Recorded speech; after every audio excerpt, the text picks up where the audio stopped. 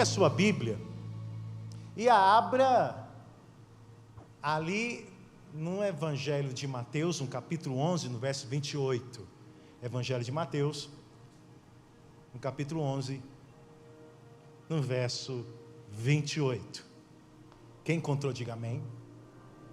Muito bem. Vinde a mim, todos que estáis cansados e sobrecarregados, e eu vos aliviarei. Tomai sobre vós o meu jugo, e aprendei de mim, pois sou manso e humilde de coração, e achareis descanso para a vossa alma. Vou ler mais uma vez. Vinde a mim todos que estáis cansados e sobrecarregados, e eu vos aliviarei. Tomai sobre vós o meu jugo e aprendei de mim, porque sou manso e humilde de coração, e achareis descanso para a vossa alma. Senhor, de mim mesmo nada tenho a oferecer, mas a tua palavra é poderosa, como espada com dois gumes, afiada, que consegue discernir entre alma, entre espírito, e fazer do homem alguém aprovado na tua presença. Que esta manhã a tua palavra seja ministrada aos nossos corações, e que possamos discernir o que tu queres nessa manhã para nossas vidas. É que eu te peço, fala, Deus, que os teus servos ouvem, e aqueles que querem receber uma palavra do Senhor digam amém. Para entender o que eu quero ministrar na tua vida nesta manhã, eu tenho que falar um pouco do contexto desse texto. Esse capítulo praticamente foi escrito em cima de uma ministração que Jesus Cristo estava fazendo aos seus discípulos. Se você ler o início do capítulo 11 do livro de Mateus, você observa que Jesus estava ensinando os seus discípulos, e ele, depois de ministrar seus discípulos, ele tem a intenção e o desejo de ministrar as famílias, as regiões naturais, aonde viviam cada discípulo seus, que não eram a sua grande maioria em Jerusalém, eram nas cidades, por exemplo, da Galileia, mais humildes, e Jesus ele estava com a intenção de ir naquelas casas, naqueles vilarejos, e visitar as regiões onde seus discípulos moravam, onde, para quem pode se perguntar, quem eram os discípulos de Jesus? Eram os 12, pastor? Não, a gente sabe que Jesus tinha muito mais que 12 discípulos. Jesus ele tinha em média, inicialmente em torno de 70 discípulos. Desses 70 ele tinha 12 que eram apóstolos, os 12, 3 que eram mais chegados, e que no final do seu ministério ele vai conseguir em torno de uns 500 discípulos, que no qual nós sabemos que viram até Jesus ser ressuscitado e assento aos céus. No final das contas, no dia de Pentecostes só tem 120, ou seja, Jesus não foi, aparentemente, não teve muito sucesso com a sua igreja, porque mais da metade desvia dos caminhos do Senhor quando chega o dia de Pentecostes. Mas isso é uma outra história. O que a gente sabe é que Jesus, no capítulo 11, ele está evangelizando, ele está doutrinando, está ensinando seus discípulos, e indo à casa deles. No meio do caminho ele se encontra até com o discípulo de João, e que pergunta para Jesus se ele é o Messias de fato, ou que se deveria esperar outro. Jesus fica até um pouco agitado com essa pergunta, porque ele vai dizer o seguinte: olha, os cegos enxergam, os mudos falam, os aleijados andam, até morto ressuscita, e a palavra está sendo pregada, e o evangelho está sendo anunciado. E ele até traz uma palavra mais dura, falando sobre as cidades que ele estava, e essas cidades não estavam recebendo ele como Salvador, não estavam recebendo a sua palavra, não estavam recebendo a sua doutrina, e ele diz: ai dessa cidade, ai daquela outra. Enfim, no final das contas a gente vai ver Jesus de repente mudando o assunto, e dizendo o seguinte: vinde a mim todos os que estáis cansados, sobrecarregados, eu vos aliviarei. Tomai sobre vós o meu jugo e aprendei de mim, porque sou manso e humilde de coração, e achareis descanso para vossas almas, para a vossa alma. O que eu entendo desse texto é que Jesus está falando aos seus discípulos, ou pelo menos aqueles que tinham interesse de ouvir a sua voz. Nessa quinta-feira agora, a gente não foi falado, nós vamos estar ensinando a igreja sobre as parábolas de Jesus. Ninguém se empolgou. Eu espero que você se empolgue e venha na quinta-feira, que vai ser muito bom. Vamos estar ensinando sobre as parábolas de Jesus. Jesus, ele falava com parábolas com um objetivo. E talvez você pergunte assim, não, é porque Jesus ele queria facilitar o entendimento do povo, para que quando ele ensinasse a palavra, todo mundo entendesse. Não, irmão. Pelo contrário, Jesus falava em parábolas para dificultar e fazer uma peneirada daqueles que queriam ouvi-lo ou estava só com ele porque queria alguma graça ou alguma bênção. A maioria das pessoas que estavam perto de Jesus só queria receber dele vitória, cura ou libertação. A minoria queria aprender alguma coisa com Cristo. Essa é a dura realidade. Aí o que Jesus fazia? Ele falava por parábolas, justamente para que as pessoas, ao ouvi-lo, ficassem confusas e não entendessem nada e começassem a ir embora chateadas porque esse rabino não ensinava a doutrina que eles pudessem entender e ficava pouca gente com ele. Chega até uma hora que você pode perceber na palavra, uma das parábolas que ele fala, que ele vai dizer até o seguinte: e vocês não vão embora também não? E é de Pedro que vem aquela frase linda: para onde eu irei, se só tu tens palavra de vida eterna? Oh, aleluia, irmão. Então quer dizer, eu convido para você, quando Jesus fala, tomai sobre vós o meu jugo e aprendei de mim, porque sou manso e humilde de coração, a impressão que nós estamos tendo desse texto, é que Jesus está falando daquelas pessoas que estão no mundo, aquelas pessoas que não conhecem a Deus, aquelas pessoas que estão passando por grandes tribulações, aquelas pessoas que estão passando por grandes fracassos na vida, grandes depressões. Não quer dizer que ele não esteja falando com essas pessoas, mas o alvo de Cristo aqui é a gente. Diga comigo, o alvo de Jesus sou eu. Que tipo de gente é esse? É aquele crente, já percebeu que tem gente assim? Que por mais que está na igreja, é membro, é ofertante dizimista, sabe a palavra de frente para trás, de trás para frente, é cheio de ferida, cheio de mazela. Quando conta a história, ninguém quer ficar perto de ti. É igual aquela história, como me diz, conta a história para o carroceiro, a carroça se quebra, o burro desmaia, o carroceiro morre. Pois é, essa é a história de muito crente. Essa frase icônica de Cristo, que a gente usa para evangelizar os outros, ela vem em direção à nossa vida, a vida de homens e mulheres na igreja que estão feridos. E quem são as pessoas feridas, pastor? São pessoas que não têm visto a sua vida mudar. São pessoas que não têm visto a sua vida prosperar, não têm visto a sua vida chegar a um nível diferenciado de bênção. Mas olham para si, olham para o espelho, e eu te pergunto, meus amados irmãos, que quando você olha para o espelho, o que é que você enxerga? Alguém sorridente ou alguém tristonho? Alguém desconfiado ou alguém confiante?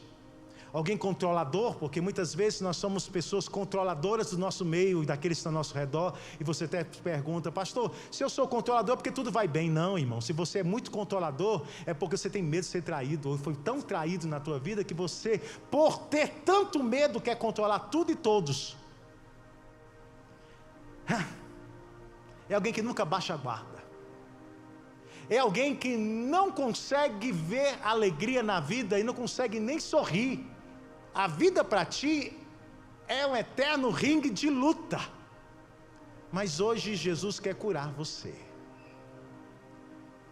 E o interessante, Jesus quer nos curar, que mais do que uma cura, Jesus quer que você aprenda uma outra coisa: como lidar com as nossas feridas. Deus me deu uma palavra para ser ministrada nessa manhã e à noite, e o tema da palavra de hoje é como lidar com as suas feridas. Eu pergunto, quem quer aprender? Amém? Por muitos anos eu pensava que quando eu boto meu pé numa igreja para ouvir uma palavra, principalmente quando se fala de ferida, eu tenho que aprender a lidar com a ferida do outro. Eu sei que é difícil lidar com a ferida das pessoas, principalmente quem é casado. Quem é casado aqui? Muito bem. Quem tem família aqui? A maioria tem, né? É muito difícil ter alguém que não tem família de nada, que está aqui sozinho em Brasília. Já percebeu que a gente tem dificuldade de lidar com a nossa família? Pelo menos na minha casa, às vezes é difícil lidar. Eu tenho 3 filhos, tenho uma mulher, abençoada, tem 4 gatos, 3 cachorros, 3 pássaros e um coelho. Eu tenho mais bicho que gente lá em casa, e é muito mais fácil lidar com os bichos que lidar com gente. Às vezes eu fico orando, Senhor, como é que eu vou lidar com minha esposa? Como é que eu vou lidar com meu menino? Como é que eu vou lidar com fulano? Chego na igreja, eu sento num gabinete, a maioria das pessoas vem conversar comigo, não vem falar de problema financeiro, não vem falar de problema de saúde, não vem falar de problema de demônio, pastor, tem um demônio lá na minha casa, tem que ir lá expulsar. Não vem falar disso, vem falar de gente. Pastor, não aguento mais minha mulher, não aguento mais meu marido, não aguento mais meu filho, não aguento mais a mim mesmo. Então, de longe, o maior problema que nós temos como seres humanos é lidar com pessoas. É o maior problema que temos. Se você consegue uma fórmula mágica de saber lidar com gente, você resolve 90% dos seus problemas. É incrível isso. É por isso que hoje eu vim nesta manhã com uma intenção, pedindo ao Espírito Santo que venha ministrar teu coração, como lidar com uma pessoa mais difícil que pode aparecer na tua vida. E sabe quem é? Você. E por que eu posso dizer que a pessoa mais difícil que nós conhecemos somos nós mesmos? Porque a pessoa que menos a gente quer cura é a gente. Que menos buscamos entendimento somos nós mesmos. Que menos olhamos no espelho, prazer, sou eu.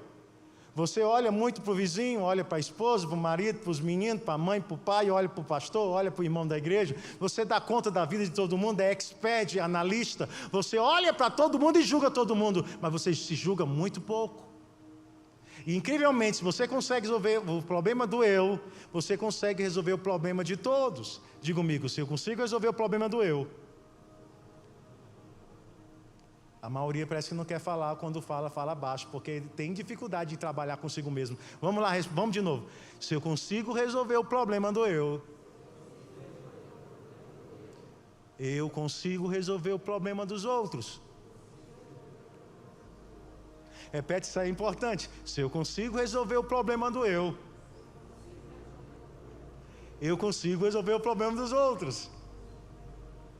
Aí você, mas como, pastor? Se você se cura, quem é curado, cura. Mas se você é uma pessoa ferida, quem é ferido, fere. A maioria de nós que estamos na igreja são pessoas feridas. É por isso que a gente tem aquela impressão, às vezes, quando chega na casa do Senhor, sentindo um peso. Olha para o irmão está lá, com a cara de comer o limão. O outro está chateado com o marido. Tem gente que briga aqui dentro. Você tem ideia? Uma vez eu cheguei e estava na igreja e vi quando a irmã estava batendo no marido. Assim, escuta, olha aí. E esqueceu de um detalhe importante espiritual da nossa vida. Se sabemos lidar com nossas feridas, nós tiramos de letra as feridas dos outros. Talvez você diga assim, mas como, pastor? Na realidade, meus amados irmãos, a cura das feridas do outro, ela é contagiosa quando você se autocura. Então, na realidade, quando a gente resolve o nosso problema, a gente nem precisa se preocupar com o problema do outro. O outro se resolve. Aí você até já começou a pensar, pastor, e quando o problema do meu marido é pior do que o meu? E quando o problema da minha esposa é pior do que o meu? E quando eu que sou o curado da casa e ele que é o endemoniado? O que é que eu faço? Eu te digo, você ainda é o teu pior problema. Porque não importa o tamanho do problema, não importa a gravidade e a profundidade da ferida emocional que você tem. E se existe, por pequena ou grande, ela dificulta a tua vida e dificultará a vida daqueles que estão ao teu redor. Por mais até que o teu vizinho, que o teu marido, tua esposa, tua família seja mais ferida que você, se você é uma pessoa que não sabe lidar com as suas feridas, não vai conseguir jamais sair da atual conjuntura e situação que você está vivendo emocionalmente na tua casa. Aí eu vou perguntar mais uma vez, você quer ou continuar ouvindo esta pregação, sim ou não? Então vamos lá.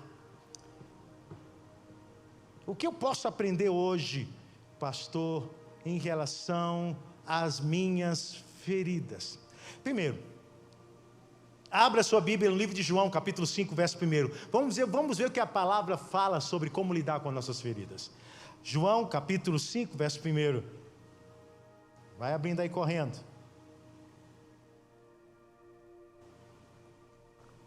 Diz assim um texto: depois disto havia uma festa entre os judeus, e Jesus subiu a Jerusalém. Ora, em Jerusalém, à próxima porta das ovelhas, um tanque, chamado em hebreu Betesda, que significa casa de misericórdia, a qual tem 5 alpendres. Neste jazia grande multidão de enfermos, cegos, mancos, ressecados, esperando o movimento das águas. Porquanto um anjo descia em um certo tempo ao tanque, agitava as águas, e o primeiro que ali descia, depois de movimento das águas, sarava de qualquer enfermidade que tivesse. Estava ali um homem que havia 38 anos que se achava enfermo. Quanto tempo, irmãos? 38 anos, que se achava ferido, enfermo. E Jesus, vendo este deitado, sabendo que ele estava nesse estado, havia muito tempo, disse: queres ficar são? Queres ser curado?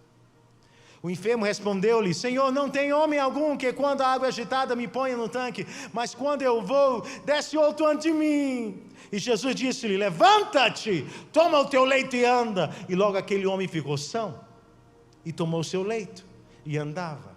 E aquele dia era sábado. Eu quero ler outro texto que ele se coincide um pouco com este. Está lá em Marcos capítulo 10, verso 47. Vamos ler do 47 a 51. Marcos, no capítulo 10, verso 47. Vamos ler do 47 ao 51, que diz: e ouvindo que era Jesus de Nazaré, começou a clamar e a dizer: Jesus, filho de Davi, tem misericórdia de mim. E muitos repreendiam. Quem? Bartimeu, cego, para que o calasse. Mas ele clamava cada vez mais: filho de Davi, tem misericórdia de mim. E Jesus, parando, disse ao que o chamassem. E chamaram o cego, e disseram-lhe: tem bom ânimo, levanta-te, que ele te chama. E ele, lançando de si a sua capa, levantou-se e foi ter com Jesus. E Jesus, falando, disse-lhe: que queres que eu te faça? Que queres que eu te faça? E o cego lhe disse: mestre, que eu tenha vista. O que esses dois textos se coincidem naquilo que eu quero te ensinar nessa noite, a como lidar com as nossas feridas? O que esses dois textos falam e se coincidem na primeira lição que eu quero vos ensinar hoje, para falar como lidar com as nossas feridas? E eu não estou falando de ferida de sangue, eu falo de ferida emocional, meus amados irmãos. Essa é a pergunta de Jesus redundante: o que queres que eu te faça? Como é que chega um cego para Jesus e fala assim: o que queres que eu te faça? Como é que chega um aleijado que está ali perto de um tanque, aleijado há 38 anos, no qual Jesus sabia que ele estava nessa situação há tanto tempo, e ele pergunta essa pergunta tão redundante: que queres que eu te faça? Eu quero dizer uma coisa para você, querido: na Bíblia nada é por acaso, nada é redundante, nada que Jesus falou da boca para fora, tudo é ensinamento à minha vida e à tua vida. E antes de saber lidar com as minhas feridas, eu quero te falar uma coisa. Jesus está te perguntando: tu queres mesmo ser curado? Porque tanto Bartimeu como aquele homem tinha essa dificuldade. E para você entender melhor, vou te reportar uma outra situação mais lá na frente, que é quando Jesus já ressuscitou, já foi assento aos céus, e o Espírito Santo já desceu na igreja. Está Pedro e João indo para a igreja, para o templo do Senhor orar, na hora em que o povo de Jesus reunia. Ele se encontra com um aleijado, que está aleijado desde nascença, na Porta Formosa, e esse aleijado está pedindo esmola, e está lá. É interessante que ele não pede cura para Pedro e João, que tinham unção de cura. Ele pede o quê? Esmola. Meus amados irmãos, existem pessoas que se viciam na doença e não querem ser curadas. Existem pessoas que nem mais estão mais feridas emocionalmente, mas se viciaram em estar deprimidas, se viciaram em reclamar e não agir, se viciaram em falar e não fazer, se viciaram na doença. Há muitos homens e mulheres que estão na igreja doentes há muito tempo. Por quê? Porque a doença, a enfermidade emocional, a ferida emocional tem suas vantagens. E uma delas são pessoas que se auto-vitimizam. E essa vitimização dessa pessoa traz aqueles que o acobertam, pessoas que gostam de dar esmolas emocionais. Há muitos homens e mulheres na igreja, até sentados nesses bancos, que não estão mais feridos, mas estão viciados nas suas feridas, viciados na sua situação, viciados na sua depressão, viciados na sua tristeza, viciados na sua murmuração, viciados no seu coitadinho de mim. E Deus está dizendo para ti: eu quero te curar e te tirar desta situação, meu amado irmão, para que você possa não mais viver de esmola, mas viver de prosperidade de Deus. Tem maridos que fazem de suas esposas eternas mães, vitimizando a sua situação, abrindo sempre as suas feridas, fazendo de suas esposas mães. Há esposas que se vitimizam, fazendo seus maridos papais. Há filhos que vão ser eternos filhos. Eu conheço filhos de 50 anos, filhos de 40 anos, filhos até mais velhos, que têm seus pais ainda vivos nessa terra e são eternamente dependentes emocionalmente deles, porque se viciaram nas suas feridas emocionais. Deus está dizendo uma coisa para você aprender a lidar com as suas feridas. Primeiro, você tem que querer ser curado. Preste atenção, meus amados irmãos, que a pior enfermidade que existia naquele homem, no qual nós lemos o texto, que foi o homem que estava aleijado ali no tanque de Betesda, não era a sua incapacidade de andar, mas era a sua incapacidade de crer. Ele, quando Jesus pergunta a pergunta tão redundante e simples: quer ser curado? Que ele responde: ninguém me ajuda, ninguém me ama, ninguém me quer. De repente essa é a tua desculpa todo dia, meu irmão.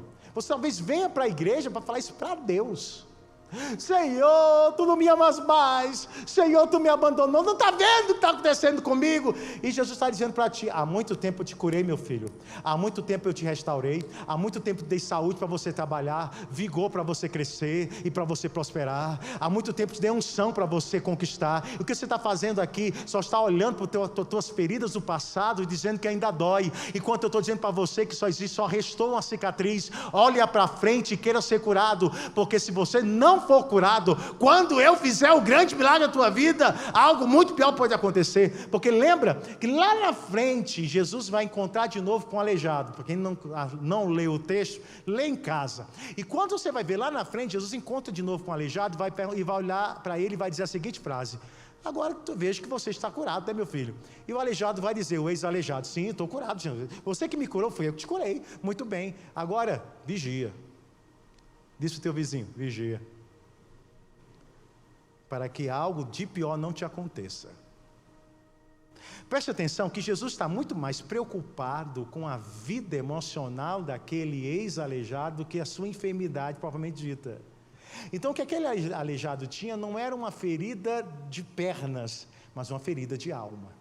É por isso que Jesus pergunta para ele: queres ser curado?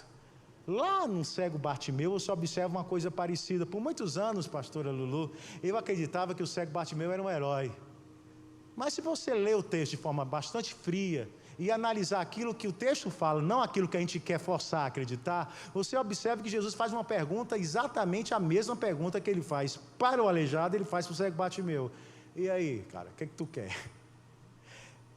Existe alguns estudiosos que acreditam que o cego Bartimeu, na realidade, era filho de um ex-general de guerra chamado Timeu, que foi tirado seus poderes na época da guerra em que Roma invadiu Jerusalém, tomando-a como uma das suas províncias. Timeu deixou de ser general, virou empresário. Passasse os anos, ele levantou uma rebelião contra o povo, contra o exército romano. Nós sabemos que o exército romano era muito mais, tinha um poderio bélico muito maior. Acabam que desfazendo aquela rebelião, pegando Timeu e o crucificando.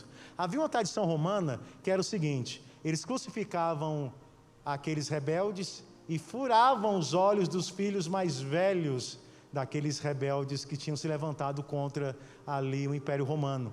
Acreditam-se que Timeu, o filho Timeu, Bartimeu, que é a sigla para filho Timeu, ele era um desses filhos que foram seus olhos vazados. Jesus, quando chama ele para perguntar o que ele quer que ele fizesse, ele estava dizendo assim para Timeu: Timeu, o que é que tu quer? Vingança? O que é que você quer? Justiça? O que é que você quer? Na realidade, eu estava sabendo que havia dentro do coração de Timeu uma ferida ainda aberta. Mas Timeu dá uma boa resposta para Jesus, dizendo o seguinte: eu quero que tu me cure. Na realidade, Jesus, eu quero que a minha ferida seja fechada. Eu quero enxergar para poder prosseguir. Eu quero enxergar para poder te seguir. Eu quero enxergar para poder deixar meu passado para trás. Na realidade, as feridas, as nossas feridas nos paralisam no nosso passado, mas a cura de Jesus nos faz andar para frente. Amém, meus amados? Por isso que a primeira coisa que você vai entender hoje, nesta manhã, sobre como lidar com minhas feridas é: será que realmente eu quero ser curado? Ou estou numa eterna dependência da minha ferida? Ela me faz bem. Preste atenção que tem feridas que faz tão bem para você que você não quer ser curado. Enquanto você é um coitadinho, tem alguém te amando. Mas eu quero falar para você, quando você for curado, tem alguém que vai te seguir, não alguém que vai só te amar. Tem alguém que vai se inspirar em você, não só alguém que vai te ajudar. Tem alguém, e vai ser muitos, que vão estar perto de ti, porque você vai ser uma pessoa que vai inspirar os outros. Amém ou não amém? Amém. Quem está entendendo, diga amém. Então, primeiro, eu quero ser curado. Aleluia. Se quer, vamos agora para João capítulo 5, verso 7. Que diz o seguinte: o enfermo respondeu-lhe: Senhor, não tem homem algum que quando a água é agitada me ponha no tanque, mas quando eu vou, desce outro antes de mim. Primeira coisa que eu aprendo a lidar com minhas feridas é: eu quero ser curado? Ou transformei minha ferida em uma dependência emocional? Segundo, se eu quero aprender a lidar com minhas feridas, não devo jogar a responsabilidade da minha cura em outras pessoas.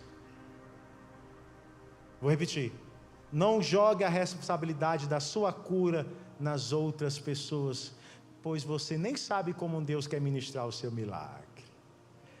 Irmão, tem gente que está aqui na igreja, aqui, irmão, porque essa pregação, talvez você fique pensando: se meu amigo estivesse aqui, se minha mulher estivesse aqui. Não, essa palavra é para a tua vida. Deus está dizendo para você e para mim: olha, não joga a responsabilidade da tua cura no teu marido, na tua mulher, no teu filho, na tua mãe, no teu pai, no teu pastor. Tem gente que joga em mim. Meu Deus, chegou, irmão Anderson, lá no meu gabinete: pastor, eu estou aqui com raiva do Senhor. Assim, por quê? Porque você não cuida de mim. Eu falei assim: é?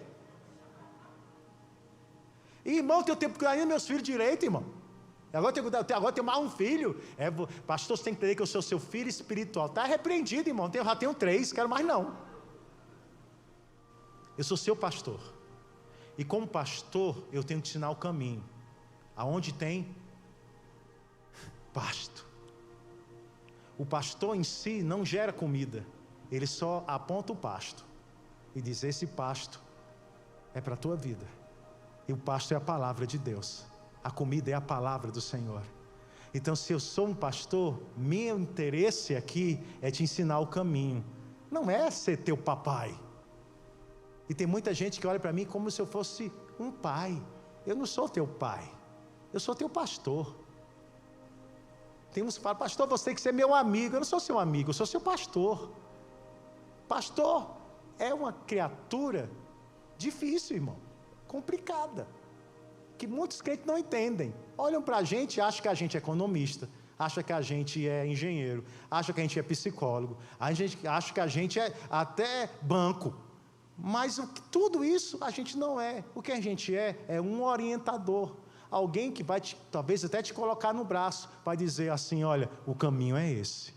Hoje Deus está falando com você, não jogue a tua responsabilidade nas outras pessoas, porque você faz isso constantemente, achando que a tua enfermidade emocional, as tuas feridas da alma, o culpado é ele, é ela, enquanto Deus está dizendo assim para ti, olha, por que você joga a culpa no outro, se a forma que eu tenho para te curar é totalmente diferente do que essa pessoa pode fazer? Porque normalmente quando a gente joga a culpa nos outros, nós já estamos jogando a culpa nele e dizendo qual é a solução que ele pode fazer para me curar, sim ou não?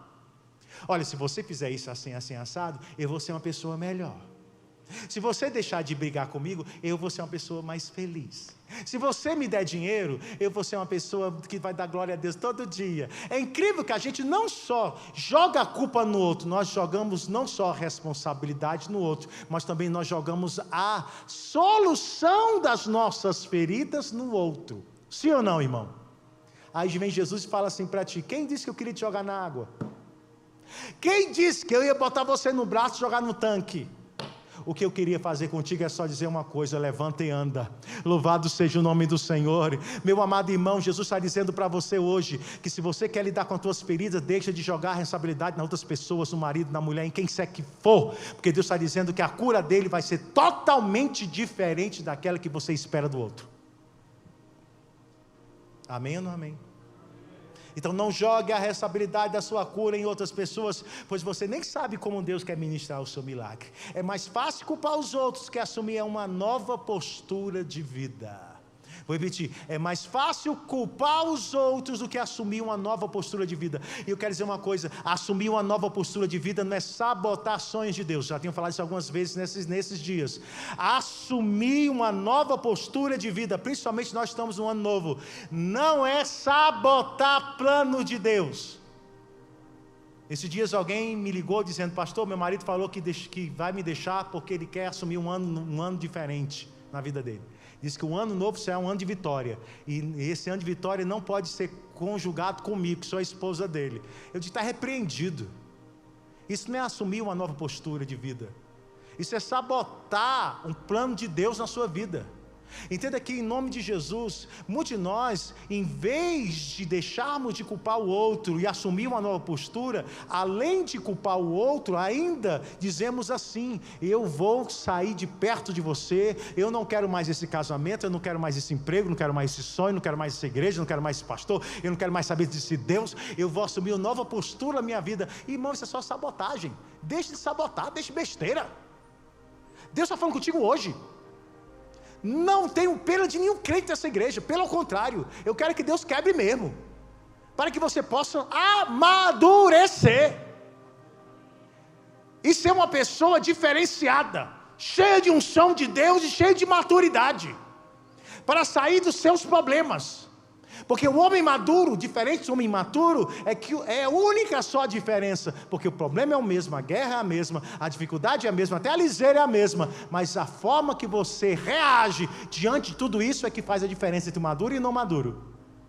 E Deus está falando contigo, o que é mais fácil para ti, culpar os outros ou assumir uma nova postura? Se for culpar os outros, ou sabotar a tua vida, dizendo que você vai buscar um novo estilo de vida, eu te digo uma coisa, meu amado irmão, você está longe de ser curado. Mas vai aí a segunda dica para a tua vida, em nome de Jesus. Não jogue a responsabilidade da sua cura em outras pessoas. Assuma uma nova postura de vida. Que postura é essa? Aí a gente vai para uma terceira lição. Lucas capítulo 7, verso 11. Pegue a sua Bíblia.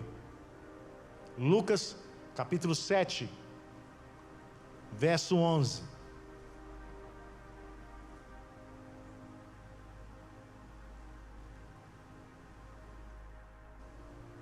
Quem achou, diga amém. E aconteceu o que? No dia seguinte, ele foi à cidade chamada Naim, e com ele iam muitos dos seus discípulos, e uma grande multidão. Aqui dá até uma outra pregação, tu é discípulo ou tu é multidão, irmão? Porque Jesus distinguia quem era discípulo, quem era multidão. E quando chegou perto da porta da cidade, eis que ele levava um defunto, filho único de sua mãe, que era viúva. Coitada dessa mulher, já tinha perdido o marido, agora perdeu seu filho único, estava sozinha. E com ela ia uma grande multidão da cidade. E vendo-a, o Senhor moveu-se de íntima compaixão por ela. E disse-lhe, não chores. E chegando-se, tocou no esquife, tocou no caixão. E os que o levavam pararam. E os que o levavam, isso é importante, os que o levavam pararam. E disse: jovem, a ti te digo, levanta-te. E o que fora defunto assentou-se e começou a falar e entregou a sua mãe. Eita Deus de poder. Pastor, que esse texto tem a ver com minha ferida. Tem tudo. Diga assim comigo: para eu saber lidar com as feridas da minha alma, eu tenho que aprender a parar o enterro. Vou repetir. Para eu lidar com as feridas da minha alma, eu tenho que aprender a parar o enterro. Eu sei que Jesus diz que os que choram serão consolados. Os que lamentam serão consolados. Eu sei que está na palavra de Deus, mas para você hoje, diga comigo, para mim hoje, Ele está dizendo: pare de chorar. Olha, talvez você diga: pastor, eu tenho todos os motivos para lamentar. Pastor, eu tenho todos os motivos para chorar. Pastor, eu tenho todos os motivos da minha vida para estar numa peregrinação de um velório para enterrar o meu sonho, enterrar a minha vida, enterrar meu casamento. Eu tenho todo motivo para estar triste. Olha, Jesus mandou parar de chorar uma mulher que era viúva, e o único filho dela estava dentro de um caixão. Foi para esta mulher, que tinha todo o motivo do mundo, para alguém dizer para ela: pode chorar, minha filha, porque tua vida é uma desgraça e que você tem que chorar mesmo. Jesus está dizendo para ela: olha, eu quero que você pare o enterro, porque haverá milagre acontecendo na tua vida. Jesus está dizendo o seguinte: sabe como é que eu lido com minhas feridas? Parando o enterro. Sabe como é que eu lido com minhas feridas? Parando essa triste velório que se tornou a tua vida, que só você sabe parar. Não é função da tua família, não é função do teu pastor, não é função da tua igreja parar teu enterro, é tua. Você vai chegar hoje na tua casa sorrindo, enquanto todo dia tu chegava triste. Você vai chegar no teu trabalho dando glória a Deus, enquanto todo dia você chegava murmurando. Você vai chegar hoje e vai deitar ao lado da tua mulher dizendo assim: boa noite, minha filha, que hoje foi um dia tão bom. Mas tu ainda continua devendo. Daí que estou devendo, Deus vai dar um jeito. Eu quero Deus, eu quero louvar o Senhor, eu quero parar o enterro, porque imagina uma coisa: os milagres só vão acontecer quando o esquife estiver parado. Muitos de nós temos um Cristo olhando para a gente dizendo: não chora, não temas, para aí. E o que a gente tem feito? A gente continua no velório andando, irmão, e levando uma multidão com a gente, porque a gente nunca quer ir para o velório sozinho. Verdade ou mentira? Está ali teu vizinho, está ali teu irmão da igreja, está ali teu pastor, está ali tua esposa, está ali teus meninos. Rapaz, a tua casa é tanta tristeza que ninguém pode nem mais contar uma vitória. Já fica até com vergonha, porque é um eterno enterro. Mas Deus está dizendo para você hoje, em nome de Jesus, para o milagre acontecer na tua vida, Jesus está mandando você parar o esquife, porque é interessante, Jesus não diz: menino, levanta e anda, antes que aqueles que o levavam pararam. Então está entre aspas lá, você pode olhar no seu texto, porque quando Jesus chega e diz: mulher, pare de chorar, os que estavam carregando o esquife param. Deus está dizendo para você: para, porque quando você parar de lamentar, quando você parar de chorar, quando você parar dessa tristeza e começar a assumir uma postura de ânimo, porque a Bíblia fala em João 16:33, nesse mundo tereis aflições, mas tende bom ânimo, bom ânimo, bom ânimo. Irmãos, você não sabe, é que eu tenho passado nesses últimos meses, enjoado, fiz uma operação difícil, até hoje, tudo que eu como, enjoa. E eu amava comer. Era uma coisa assim, que eu falava: Deus, eu tenho o pecado da glutonaria, eu tenho que ser repreendido isso na minha vida. E hoje tudo que eu como enjoa. Tudo. Você sabe como é que é? É difícil, irmão. Eu estava lá em casa, quando a minha mulher olhou para mim e falou assim: tu vai parar de ficar triste quando? E o Espírito Santo me lembrou desse texto, dizendo assim para mim: e aí? Está no enterro, hein? E quem está no sepultamento é teu estômago. Vai querer que eu te cure quando? Senhor, tu vai me curar? Não estou falando dessa cura de você deixar de enjoar, mas te curar o teu ânimo, porque você está desanimado, moça. Só porque está enjoado. Você está desanimado, mulher. Só porque o marido é cavalo batizado. Você está enjoado, homem. Só porque está sem dinheiro. Irmão, são coisas que passam. Tudo passa. Deus está falando contigo hoje, isso passa. Essa enfermidade passa, essa liseira passa. Até o marido ignorante passa, nem que seja velho, irmão. Uma hora ele vai deixar ele não vai dar mais conta de brigar com você. Sério. Falando sério.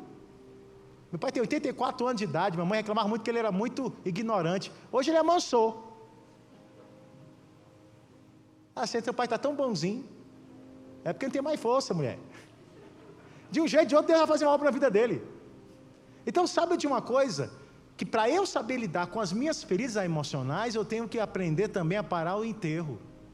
O que tem te atrapalhado é o que você está andando numa trilha de velório, e quando Deus está dizendo o seguinte para você: ei, acorda, para o enterro, assume que eu estou contigo, porque você vai ter um ânimo diferente em nome de Jesus. Amém? Quem está aprendendo aí? Estou indo para o final, vamos lá. Aleluia. Como eu lido com minhas feridas, pastor? Parando o enterro. Agora lá em Hebreus capítulo 12, verso 15, quarta lição, quero ensinar para você. Hebreus capítulo 12, verso 15.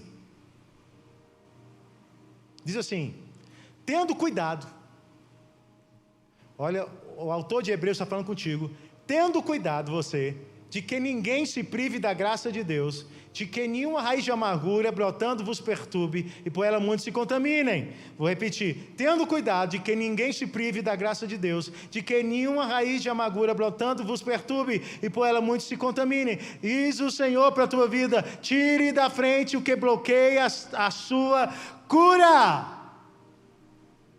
Tem gente que Jesus quer curar, irmão. Já perguntou faz tempo: quer que eu te cure? Quer que eu te cure? Já parou até o esquife do teu enterro, você até anda dando sorriso, oh, aleluia, glória a Deus, aleluia, glória a Deus, mas se recusa a perdoar.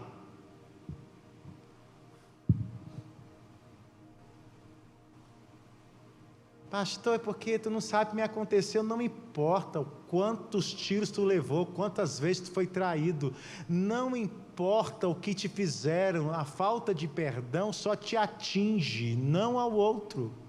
Olha para cá, por favor. Aqueles que não perdoam não estão constantemente atingindo as pessoas que te ofenderam, mas está com dia após dia, noite após noite, só se sabotando e se atingindo. A falta de perdão te prive da graça de Deus. Irmão, pelo amor de Cristo, olha, se tem uma coisa que eu não faço, é ficar de mágoa, de raiz de amargura com alguém que me ofende, que me magoou, irmão. Sabe por quê? Porque só quem perde sou eu. A Bíblia fala que você perde a graça do Senhor. Irmão, se a gente está aqui, é por causa da graça. Se a gente recebeu uma vitória, é por causa da graça. Se você foi curado de Covid, quem está de Covid, é por causa da graça. Se alguém nunca pegou Covid, é por causa da graça. Aí você, por culpa tua, criatura, se priva da graça de Deus. Irmão, eu não, irmão, está repreendido. Não tem capeta nessa terra. Até o diabo perdoa, irmão. Sinceramente, para eu ficar sem o que Deus tem para a minha vida por causa do outro, porque minha mulher me ofendeu, oh Jesus da glória, nesses dias agora, a minha filha mais nova me deu um cano no meu cartão de crédito, que eu falei, Jesus, ela foi lá, comprou um joguinho para o celular, e me deu um cano, que eu falei, na hora eu fiquei com muita raiva. Fica ou não fica, irmão? Misericórdia. Ela gastou mais de R$2.000. Quando eu vi aquele valor saindo no meu cartão, estou falando de manhã porque ela vem de noite, Quando viu aquele valor no meu cartão, eu quase que desmaio.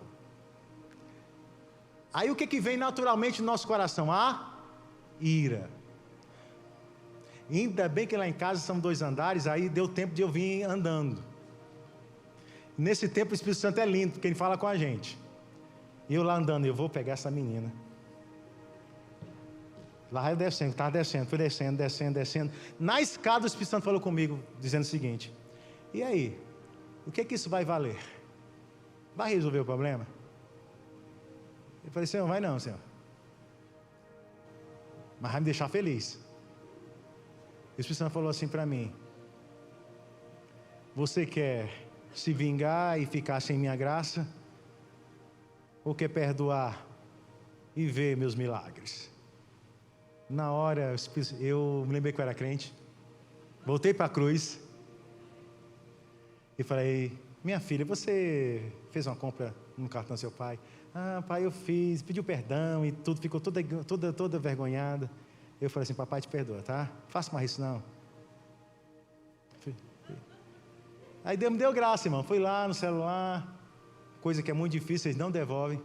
E me devolveram o dinheiro em 24 horas. E eu fiquei sem prejuízo nenhum. Porque na realidade, amados irmãos, a maioria dos nossos problemas de relacionamento, que a gente quer se vingar, que a gente não quer perdoar, é muito simples resolvido. E aquilo que o outro não resolve, Deus resolve. O que basta é só você perdoar. Deus paga a conta, se é calote financeiro. Deus cura se é uma ferida de alma. Deus restaura se é uma coisa que foi subtraída. Porque a tua missão é perdoar, a de Deus derramar graça. Mas o que nós temos feito, nós que estamos feridos, eu não estou falando de gente que está ferindo os outros, mas gente que está ferida, é o seguinte: a gente não perdoa.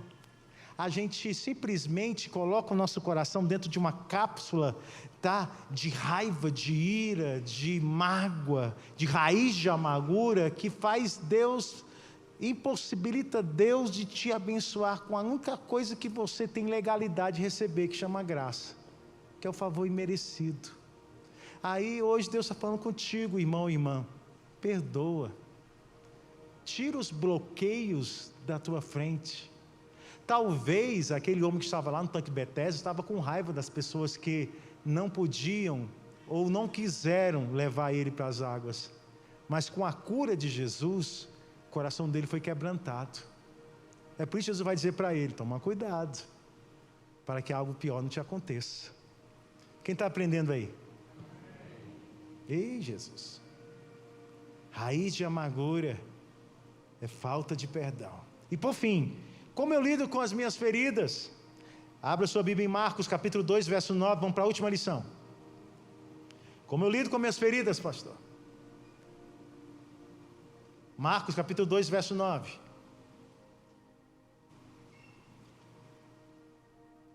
Olha o que diz o texto, pastor Wesley. Qual é mais fácil? Dizer ao paralítico: estão perdoados os teus pecados? Ou dizer-lhe: levanta-te e toma o teu leito e anda? Vou repetir. Qual é mais fácil? Dizer ao paralítico: estão perdoados os teus pecados, diz Jesus? Ou dizer-lhe: levanta, toma o teu leito e anda? Ora, para que saibais que o Filho do Homem tem na terra poder para perdoar pecados, disse ao paralítico. Disse a quem? A ti te digo: levanta-te, toma o teu leito e vai para a tua casa. A gente sabe que o paralítico levanta e vai para a casa dele. Diga uma coisa. Eu estava lendo esse texto ontem e isso me veio muito forte ao meu coração. Para Jesus é fácil te curar, mas o difícil é tomar teu leito e ir para casa. Por muitos anos eu li esse texto, eu achava que Jesus estava falando sobre cura ou sobre perdão. Mas na realidade, pastor Wesley, que eu descobri esse texto, que Jesus não estava falando sobre cura, o que era mais fácil, curar ou perdoar. Ele estava dizendo o seguinte: existe uma coisa mais difícil aqui. E o que é? Tomar o leito e ir para casa. Como assim, pastor? Isso é mais fácil. Perdão, Jesus perdoa. Cura, ele faz milagre. Mas pegar o leito e ir para casa é mais difícil?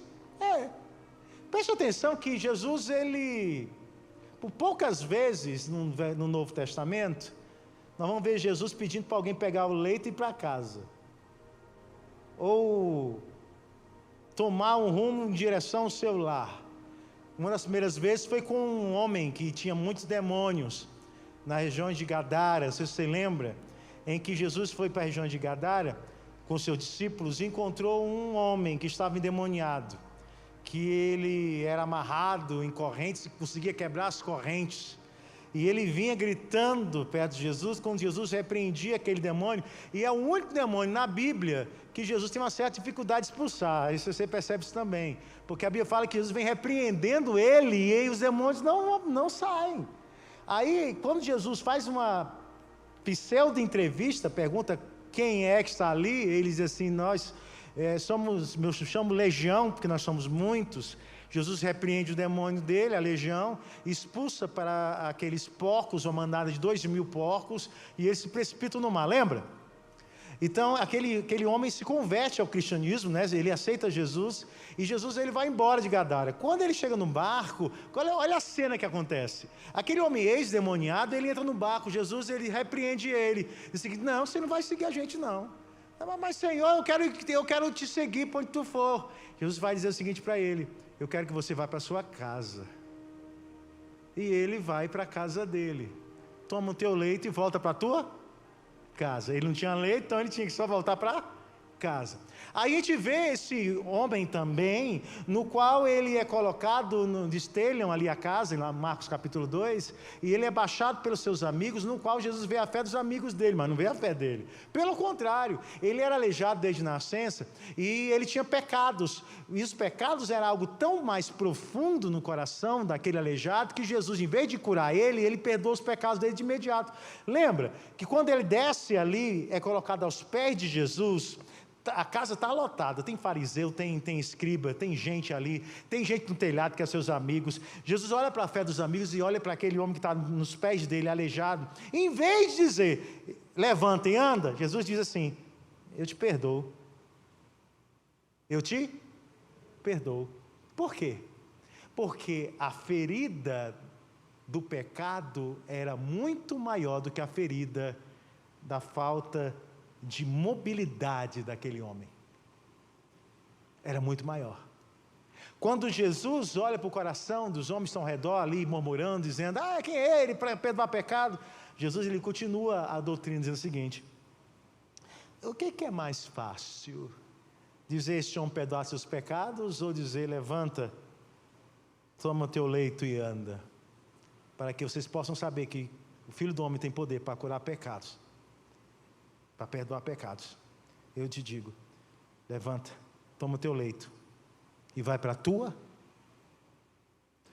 Muito bem, preste atenção, neste caso, no caso do gadareno, e se eu não me engano, acho que nem mais casos desse, todos os demais, as pessoas vão caminhando com Jesus. Aliás, tem um outro caso, uma certa mulher, ela pega em adultério, lembra? Em um adultério seríssimo, num ato, pegam essa mulher, jogam aos pés de Jesus. Jesus está ensinando seus discípulos, escrevendo alguma coisa no chão que a Bíblia não sabe o que é, não diz. Jesus se levanta e diz o quê? Não, ele diz o quê? Quem não tiver pecado? Aí, do mais velho e mais novo, vão jogando pedra fora, até que fica só Jesus e aquela mulher. Jesus levanta a mulher e pergunta para ela, cadê teus acusadores? Não estão mais aqui? Ela diz, não, Senhor, então também eu não te condeno. Vai e não peques mais. Preste atenção, no gadareno, nesta mulher adulta, aleluia, naquele aleijado que tinha pecado, o que eles tinham em comum?